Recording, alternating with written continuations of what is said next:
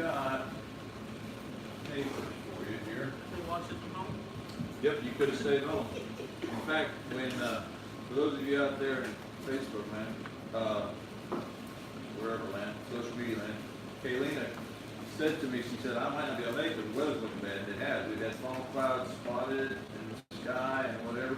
And I got to think, well, she can just watch it from home if you got internet during windows.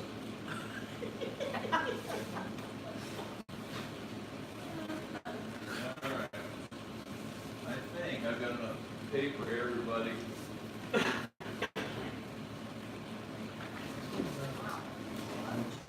Sarah, do it on the internet. I saw that. When the server dropped. That was pretty close to y'all's house.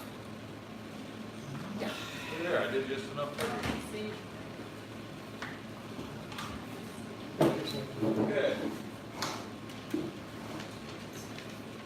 Well, Miss Benita, your mom, is on there with us. At present, she's the only one doing it. So, Hi, Mom. I just did. you're a professional. Let me see every one of those people hold up. Hey everybody! I wanted to do it earlier, man. I'm sorry I broke the fucking wall. Oh, Brian Gilby just joined. Get out. Brian Gilby's with us. Your mom says hello. Oh,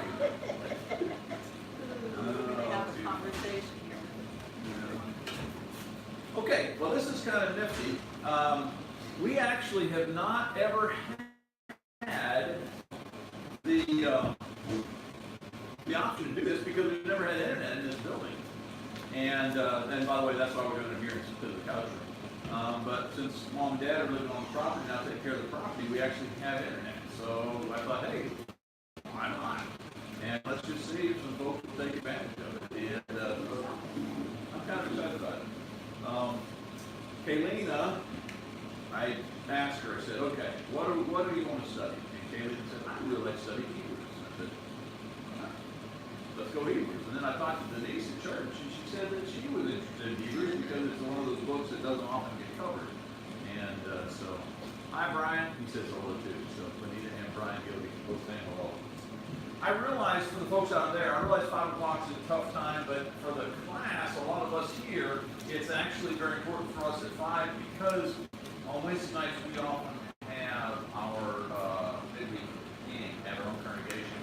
And so if we did it at 5:30, it kind of bumps up against that. It's kind of hard for us. So anyhow, Gabriel, would you mind taking out this bank of lights right here? Because I think it's going to be a problem for us. Can't do that. Yeah, just these two. There you go. That's earlier now. Out there in video land, I probably look very dark, like somebody you would not want to see in a dark alley. That dark, shadowy figure, trench coat looking kind of a guy. Anyhow, how do I look dark and yellow? Yeah, you're the shadow, but you can still see. But do I look dark to you, Brian? Am I okay? Yes.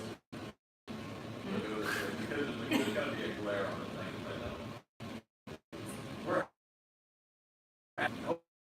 Debbie Hinkle has joined us.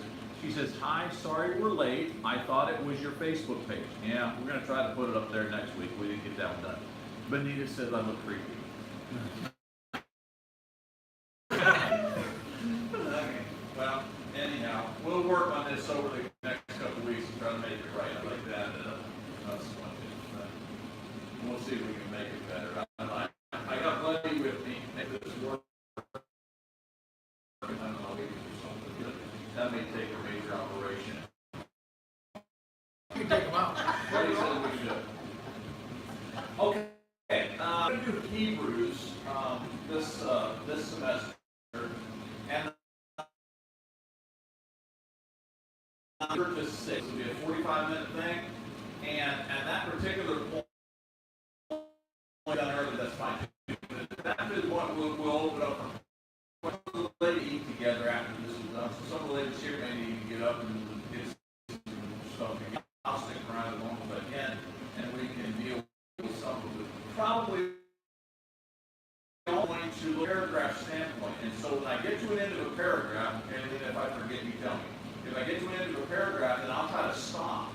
And we'll open it up not just for the folks who are actually here in physical form, but you folks who are out there in digital form. Sure. Digital form. Things there. Look, Shiloh says, we don't need to see you, just hear you. That's all right. Let's take a poll real quickly, and by the way, you folks out there, you can vote too. But let's take a poll real quickly. Who you think wrote the book of Hebrews? Who? Paul. Yeah, that's going to go. Okay, we got Paul, Mom. Paul, two Pauls. Kathy's going Paul. Aileen, you want to guess? Or you don't want to play at all? You're going to go Paul. Alright, Dylan, there's not a way in the world you go Paul because you're the most different person I know. Paul. Seriously? Seriously. Okay. Gabriel? He's no, I have to go Paul. You're going to go Paul. That's 6. Miss Denise? Yes. 7. And Buddy? One of God's inspired writers. One of God's inspired writers. I appreciate somebody being a little bit different. Yeah, okay. Well, How about on St. John? Movie Land. on Movie Land, let me go back here. I been doing my own research, and I'm not sure that I can tell you exactly who wrote. In fact, I know I cannot tell you who wrote the book of Hebrews. But there are 3 people who assume. I'm told that for the first 1,200 years of the church, something like that, that Paul was just a given. They just basically assumed that Paul wrote the book. And after that, it started to be questioned. And Barnabas comes up because he would have been an individual who might have had training and the ability to write a letter in this way. Apollos, as we know, Apollos was a great speaker, orator, and so perhaps his skills with regards to that were also going to be utilized. There's just no way of knowing because it doesn't designate itself within the book itself as to who wrote it. I'm a Paul fan because maybe I'm a little bit in the dreamy state here, but you know, when Paul started out, he was the one who knew the most about Judaism, and he was trained in that, etc. And God almost immediately sends him off to work with the Gentiles.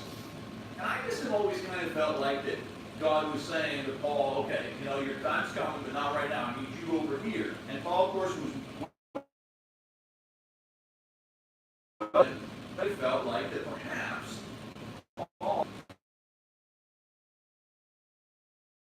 they say after AD 70 for the fall of Jerusalem, but Paul eventually got the opportunity to just write down something that was kind of from his own background, his own study, that kind of thing. He just really kind of enjoyed going in this direction, being that all the years prior to that, he'd been dealing with a lot of untrained individuals.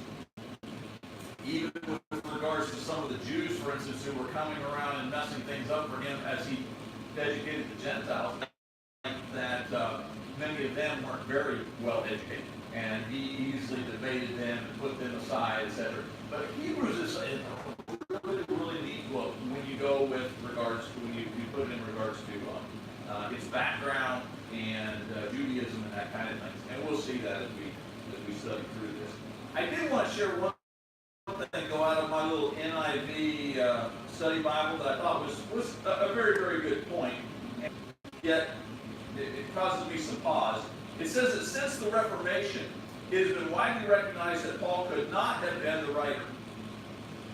So since the Reformation, okay, this is Luther and beyond, Luther, Calvin, okay. Since the Reformation, it's known that Paul could not, and they're pretty emphatic about it, could not have been the writer. And then there is no disharmony between the teaching of Hebrews and that of Paul's letter, but the specific emphasis and writing styles are markedly different. So I appreciate the fact that they're not saying that there's, you know, as far as contradictions, that's not happening.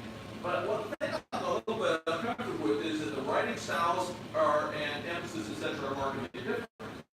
But if you look at Paul's writings, he is writing generally to a non-Jewish audience. And so obviously he's going to write in a different direction if he's writing to a non-Jewish audience. And it's not really sure how I'm buying into their particular reasoning here. It says that contrary to Paul's usual practice, the author of Art of Hebrews nowhere identifies himself in the letter. Moreover, the statement, this salvation which was first announced by the Lord was confirmed to us by those who heard him. And they case that the author had neither been with Jesus during his earthly ministry, nor received special revelation directly from the risen Lord, which is indicated in Galatians chapter 1. Again, Paul was not during the ministry of Christ on give him the opportunity then to make a statement very much like this, that a lot of what he had learned and been confirmed to him came by the testimony of those who were with Jesus. I just don't find that to be a problem. So I guess my point is, I'm going to go with Paul being the author of Hebrews. Nobody knows, but I'm going to go with it because I've got that dreamy thought in my mind that God just let it loose on one of these. You know, Holy Spirit and Paul got together, and here we got Hebrews, and it's really an amazing book. I think that we're going to enjoy it this semester. All right, comments from any of you wise people about anything to the introduction? I might tell you, if you're going to comment loud. Maybe those folks out there can hear us. Can you people out there hear us? If you can, tell us. Yes, Kathy. I don't remember offhand, but one time I was kind of looking into throughout my thing through Hebrews, and I was looking kind of at the closing remarks, and I thought some of that was kind of similar to other writings of Paul, so that's why I was kind of surprised to hear what you said a minute ago. I mean, I'll have to look back into it again. Yeah, I wish you would. I've not looked at it. I think I would like to hear. I'd like to hear what you came up with there, because, like I say, I want it to be Paul. I don't know what it is. I want it to be Paul. 80-70, they think that it has to be before 80-70, because that's when the fall of Jerusalem takes place, and you would think that would be mentioned in the book if it had happened. So they almost all date it prior to 80-70. Dad? But the Hebrew writer does say the Old Covenant is about to disappear, which would show that it was before 87. Okay. Mom? I have 1857. 80-57, what you have in your book? Okay. Last thing we'll do by way of introduction then is it's supposed to see this right here, so that's the title. That's supposed to say theme. It says date. Theme is the word better. Better. Throughout the book, the one thing that we're going to see repeatedly is that Jesus is better. He's the better high priest, and we're actually going to jump right into that in the very first chapter.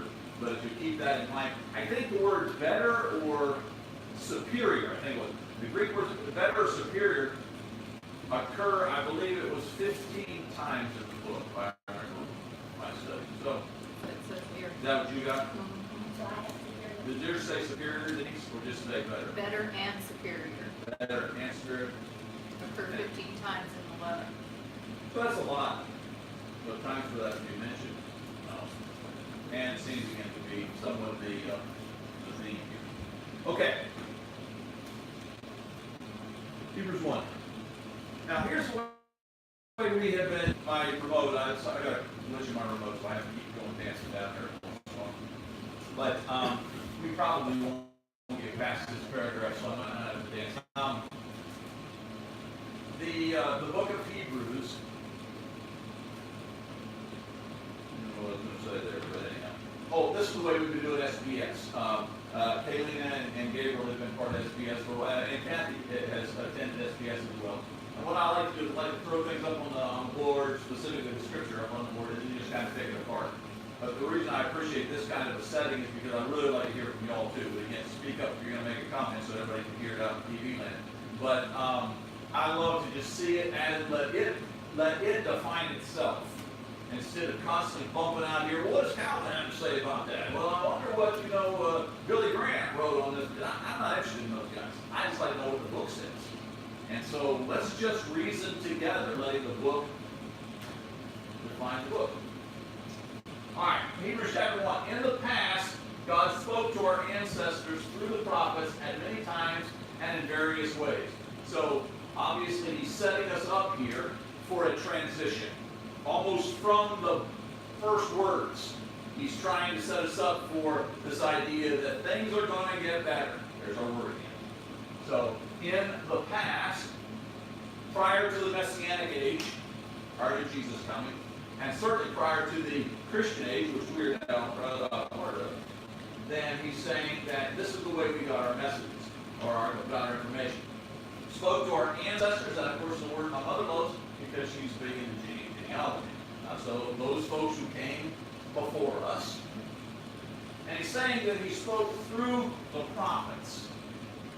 I was challenged on Sunday, I spoke on the Holy Spirit on Sunday, and I was challenged by a good friend, actually one of our deacons, to differentiate between preaching and prophecy. Now, I've not run the rabbit yet, and I'm planning to do that. But in this or word, in this context, he seems to be indicating that whenever God gave us in general, whenever God gave us messages in the past, it always came through a prophet. Well, that's not actually true in the sense that if you're being very, very specific, because there were some folks, even if you wouldn't talk to them as being a validated prophet of God, such as Nebuchadnezzar. He got a dream. Pharaoh got a dream. So I guess they had, but it wasn't that they were one of God's men, at least at that position. So in the opening, he's going to say that everybody, the message used to come to us by the prophetic, or by the prophets. Now in the transition mode. Now he said, and, well, here in a minute we're going to see it, but now it's spoken to us by his son. We'll get to that. So it used to come to us by the prophets, and then he says, at many times, and in various ways. That's not a very good marker, is it? Judah, I think I'm playing with that. In many times, and various ways. This was not, I'm going to ask you guys to help me with this one, okay? Obviously, you know, that he has been giving us his message ever since creation. Times God has interacted with us, sending the message through whoever it may be, whether it be Abraham or Moses or whatever. So many, but this one's kind of interesting, and I thought maybe it'd be fun to run this rabbit. Can you think of various ways that he presented his message? Various ways. Anyway? Yeah, I can do different things, like speaking through a donkey. Okay. All right.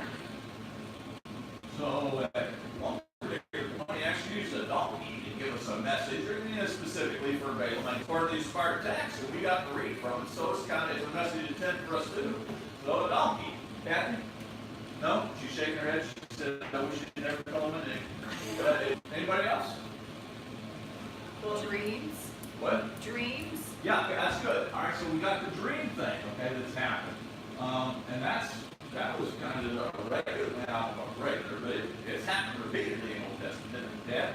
I'm thinking of Elijah on Mount Sinai to a wee small boy. A wee small voice. Okay, I'll just put small voice. Okay. What? Visions. Visions? Is a vision and a dream different? Yes. I think so. I haven't studied that one out, so I'm not sure I can prove, but I think that's true.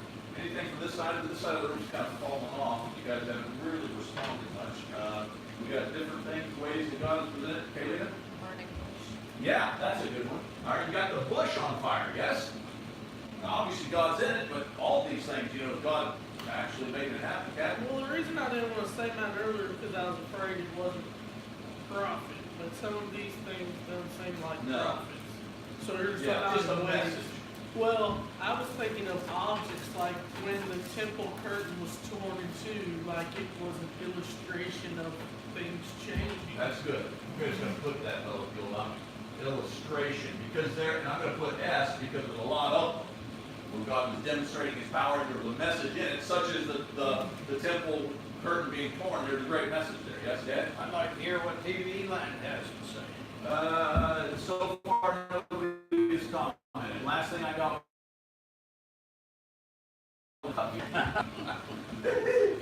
Okay. Donkey draining, small voice vision of the burning bush. Just various illustrations. You guys think of any other ways that God has, in various ways in the past, he's spoken to us? And Gomorrah, just completely destroying everything. Yeah, I'm just going to go with destruction. I hadn't thought of that one, but I'll leave it to Dylan to come up with that one. Destruction. You know, that just the fact that he, or a people, or whatever, as well with the 10 plagues, you know, and all that kind of, that's a very good point. Destruction. Buddy. I was just gonna say, the preachers are different than the prophets. I Okay. guess if they study the word, then they, they come through with their message. All right, let's hold that thought. I'm going to try, I'm hoping we can eventually. The big fish. Oh. It was an illustration, maybe, but it was also telling him that he was going the wrong way. Okay, that's the Jonah, yes.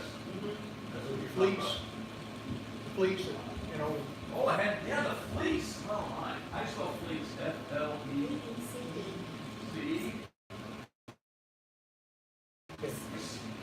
I kind of do with destruction, but I'm going Oh, to yeah, that would. plagues.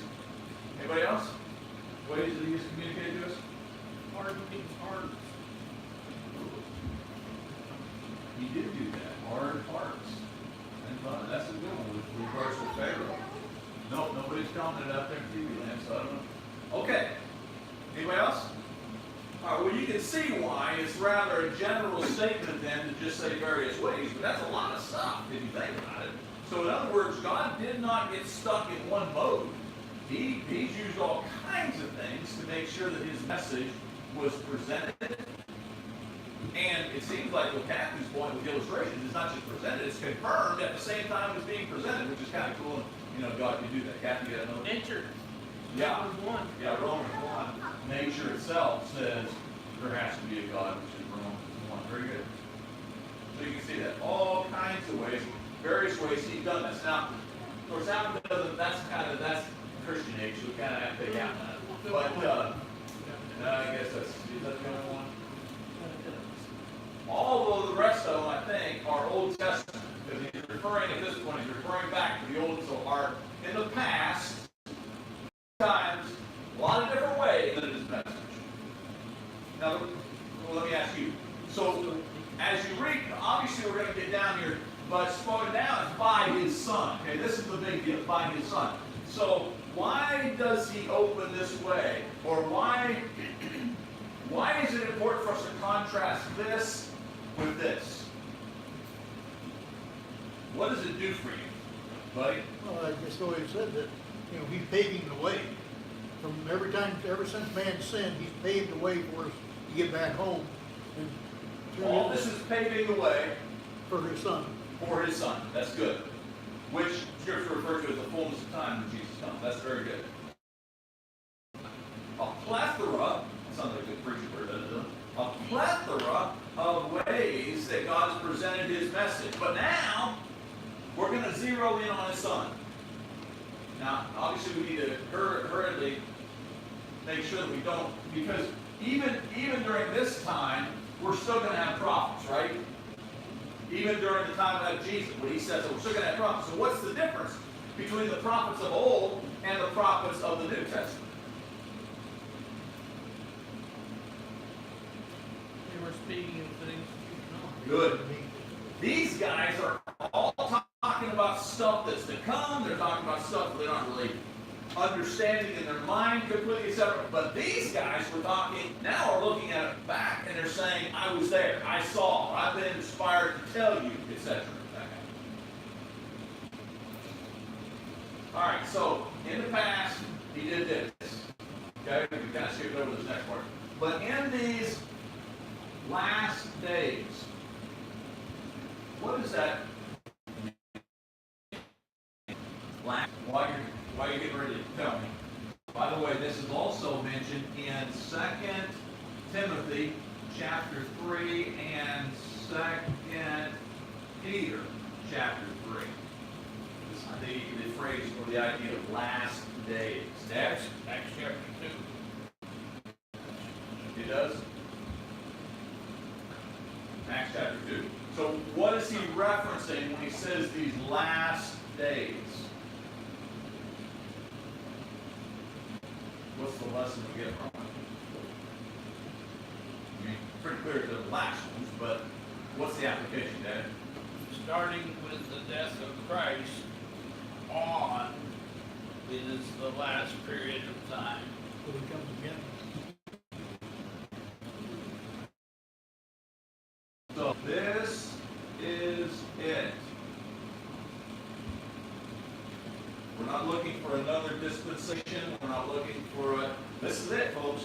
We're in the last days with regards to this idea of the Messianic age or the Christian age, etc. This is it. Questions, comments on that? Buddy? I'm gonna say other than the last one being fulfilled when he comes back. Oh, yes, yes. It's the last we're going to get until, as Buddy said, until the Son is going to return again. So, but in these last days, he has spoken to us by his Son. From this phrase through the rest of the book, we're going to really see the emphasis of Jesus. A lot of it's going to be contrast. But here on, this is his first introduction to, okay, guys, what we want to talk about now is Jesus. A lot of things we can talk about in the Old Testament, but right, we're dealing with Jesus from here on out, and he is, we're back to our thinking better. We'll compare him to worship people. Okay? Keep an eye on this thing, make sure there's no comments. You guys got a comment out there, tell me. All right, whom he appointed. This is what we used to do, we've been doing in our work. Enjoyed it so much. Whom? So who's the whom? Well, that's the Son. So Jesus, in these last days, we're now going to talk about Jesus, whom he appointed heir of all things. So I was studying this. I found that from this point on, there are 7 ideas mentioned in verses, just in verses 2 and 3. Ideas mentioned about the supremacy of Jesus, and we'll list them. Okay. The first one is this idea that he is heir, and specifically, he's heir of all things. Can somebody give me, again, the Bible, interpret the Bible? Can somebody give me another passage that you might tie in? Wow. As we talk about this idea of being an heir, somebody other than Jesus who is also an heir. Right? Dad? Abraham, Isaac, Jacob. Okay. Romans 8, I think it's verse 16. Somebody prove me by that one. But Romans chapter 8 tells us that we are an heir because we have the Holy Spirit, etc. Somebody going to prove me by that? I'd like to make sure I get that. So, anybody else want to comment on that? This idea of being an heir? Maybe you ought to define that. What does it mean to be an heir? An heir. A child of? Descendants, good. Mom? And I would couple with it, there's some extra special rights that come along with this, right? Because I am an heir, Dad? I don't think you have to be a child to be an heir. If you inherit something from somebody else, it seems like that won't classify you as an heir. I don't know. I'd like to Heir, I would say in family. In family. part of the family, part of the will. Okay. The Romans 8 passage kind of, the adoption idea there certainly comes into play, but again, that kind of puts you in the family, buddy. I've got the, you want me to read that? Yeah. 8:16, right? I don't know. I think so. The Spirit himself testifies with our spirit that we are God's children. Now, if we are children, then we are heirs, heirs of God and co-heirs with Christ. If we indeed share in the suffering, in order that we may also share in glory. How far did you read? I did 17 to. All right. Thank you. 16 through 17. Yes, that whole idea.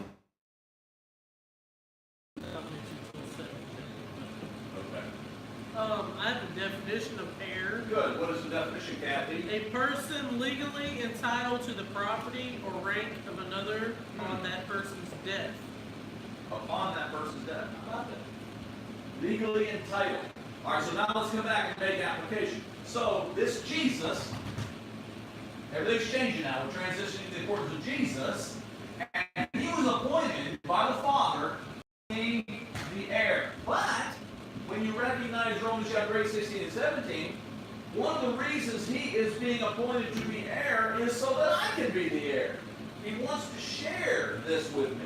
Why? I have no idea. Why would anybody love me that much? I don't know. But I'm thankful he does. But you're not originally part of the family. And so the adoption part comes in. Okay. Anybody else on the heir? So the first one we got is heir. I might miss one because I forgot. Okay, so heir of all things, and through whom also he made the universe. I'm just going to put made if you allow me. So number 2 is the idea that he's heir, and then I guess I'm swearing them off, aren't I? Made. So he's the creator. He's superior. Nobody else is like that. Not even an angel, right? Nobody has a creative power because he's God. So maybe I should number them over here too. So that was 1. And this is 2. Okay. The Son is the radiance. Number 3. What does that tell you? He's the radiance, and specifically, he's the radiance of God's glory. So he's the radiance. What is? He is God's glory. He shows it all. Yeah, he shows it off. So radiance is kind of the beams, isn't it? So it's not just the sun, it's the sun beams. I guess, does that make sense? Buddy? What did they say about the time Moses thought Oh, that's good. the radiance is so bright? That's good. I don't know where that's at, but it's got to be Exodus. When he came down off the mountain, his face shone, and he had to actually put a veil over it. So that's good. This, by the way, if you wanted to cross-reference, this is, of course, John chapter 1. That actually trying to be where the word was God was going to talk to you, the one who created. He's the created the dynamic. All right, so that's number 3. Radiance of God's glory.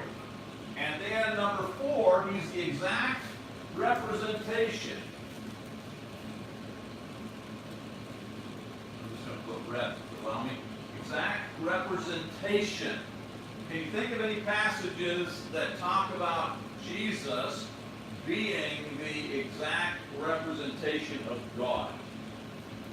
This is another one I'm going to need somebody to help me prove me on this one. Philippians chapter 2.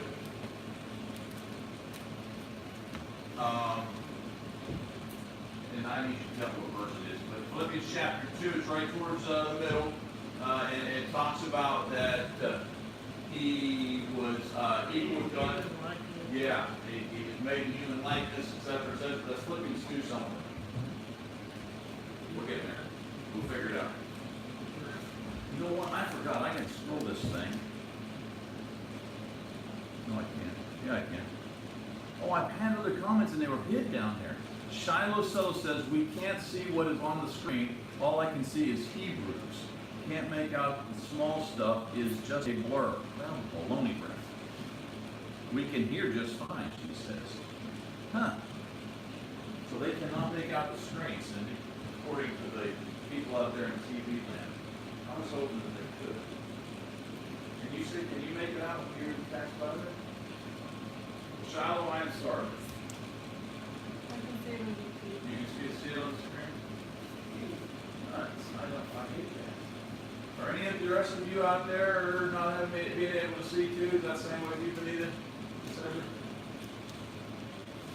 All right, anybody got Philippians 2 passage? Nobody about? Do you have it, Dylan? I Do you have it? mine. What do you got? 2:7 as far as rather he made himself nothing by taking the very nature of a servant, being made in human likeness, and being found in appearance as a man, he humbled himself by becoming obedient to death. Go back ahead of that one. Okay. Anything up there? Being in the nature of God, like Yeah, what you look yeah, at. being the nature of God. That's 6. What is it? 6. 6? Read 6. Please. who, being in very nature God, did not consider equality with God something to be used to his own advantage. Okay. So the idea, so I'm just trying to tie in this idea that he is the exact representation of the one who appointed him. Keep it in context. But And that radiance, Exodus 34:34. On radiance, it talks about the radiance because you've seen God. up here, Yes. what book? Exodus 34:34. 34, 34. Good, I like that. We're letting the Bible define the Bible. All right. Anybody else got a comment on anything? Kathy, go. Well, my thought on this number 4 was 1 John 1.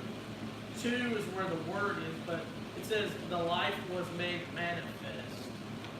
And we have seen it, That's good. testify to it, proclaim to you. The life was made manifest.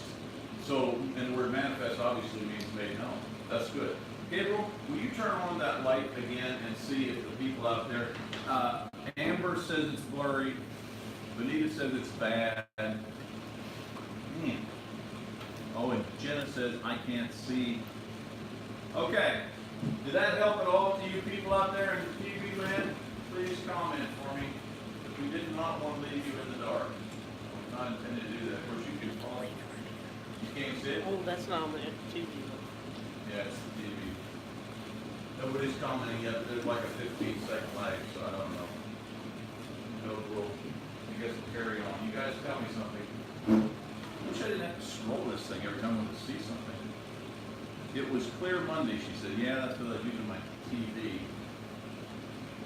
I had to go back to that. But I can't write on my TV, Benita. Cindy would frown on that. That's good. That's very, yeah, that's a very good point. So creation happened by his word. He sustains by his word. We see the importance of his word. So stay in the word. Very good point. Very, very good point. You see, you guys commented here something that I need to know. Kathy Butler doing. She is on the thing, and she's sitting at the table. Who is that? She really is interested. Yeah, that's what I always love about that. All right, anybody else want to comment on that? We're almost done with this section. Okay, so again, he's the sustainer of all things as happens by his word. After he had provided purification from sin. So he's the purifier. And then number 7, well, Jesus is, that's why baptism is so important. It's so important because it says in Romans chapter 6, verse 24, that we actually are joined with Jesus. Baptism wouldn't have any significance at all, really, to a great degree, especially with regards to our sins, if it wasn't for Jesus. Jesus is the purifier. That's why we're told that we are circumcised in baptism by his hands. So it's like you can't dismiss baptism as being not only significant, but essential. Because when you do it, power of Jesus, he is the purifier. And he sat down at the right hand of God, and so I guess I'll just go with, I'm going to go right hand. All right? So he is God's right hand man, if you will. And so the 7 ideas then from this passage, I didn't number them all real good. What is this? Number 4, 5, 6, and 7. So he's the heir. He's the one who made it. He is the radiance of the Lord. He's the exact representation of the one who appointed him. He's the sustainer of what he made. He's the purifier. And he now sits at the right hand of God, meaning that he has that kind of power. He's the right hand. Go ahead. Amber said, I can hear everyone talking and I miss every single one of you. Well, we miss you too, Amber. All right, got 2 minutes. So he sat down at the right hand of the majesty of heaven. So he became, see, this is the point, okay?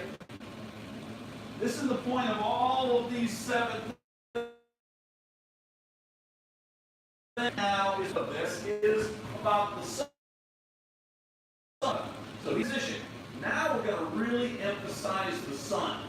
And you're going to see here on, we're going to see a lot of that next week, God willing. And maybe you guys will actually be able to see next week. Would that be This is when we created, it was good, and then towards the end we get very good. He's not just superior, he's much superior. To the angels, as the name he has inherited is superior to, we won't do it now because we're out of time, but this word is rather interesting. The name by the authority of, okay? And we'll talk about that more next time. All right, let's see if there's any comments, questions, or whatever from you people out there. I don't see anything. I am really, really sorry that that did not work out. I don't know. We'll work on it. Please forgive us. Anything from y'all that you'd like to state before we wrap this up? They may have a question, so I'm kind of lollygagging for a moment in case somebody wants to put up a question. Comment or thought about anything we said tonight?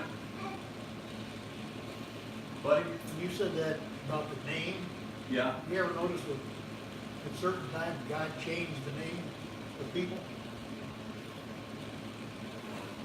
Yeah, and the name was powerful. In fact, to the Jew, the name represented their entire character. Get Cindy to fix it. Honey, I need you to help. She's been running around behind you guys with Judah. Bring Judah up here real quick so Judah can say goodbye to everybody in TV land. Come here, kid. Jenna just said, Come here, girls. Jenna did. Jenna says, it's okay. I was cooking supper. I love having you all. Well, you're welcome. Okay, come here. Look into the screen here. This is my grandson. Can you tell everybody out there to say goodbye?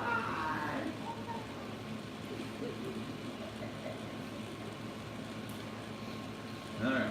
In.